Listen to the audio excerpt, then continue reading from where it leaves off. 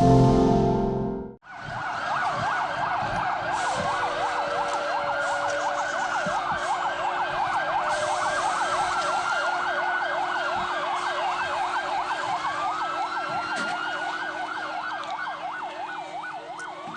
think it's important to understand that for several years now, what we've been seeing is a slowly unfolding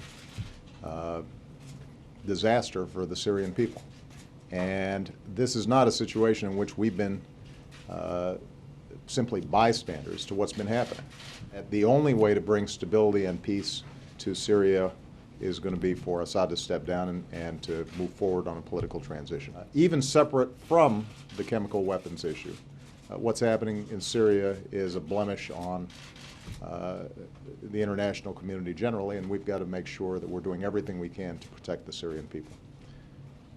In that context, what I've also said is that the use of chemical weapons would be a game changer. What we now have is evidence that chemical weapons have been used inside of Syria, but we don't know how they were used, when they were used, who used them. We don't have a chain of custody that establishes what exactly happened. I've got to make sure I've got the facts. That's what the American people would expect. And if we end up rushing to judgment without hard, effective evidence, then we can find ourselves in a position where we can't mobilize the international community to support what we do. We've got to do everything we can to investigate and establish with some certainty what exactly has happened in Syria, what is happening in Syria. We will use all the assets and resources that we have at our disposal. We'll work with the neighboring countries to see whether we can establish a clear baseline of facts. And we've also called on the United Nations to investigate. The Syrian government has always emphasized that it will not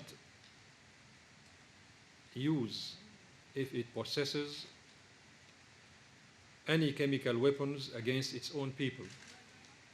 The Syrian government is still willing to receive the investigation team in even less than 24 hours.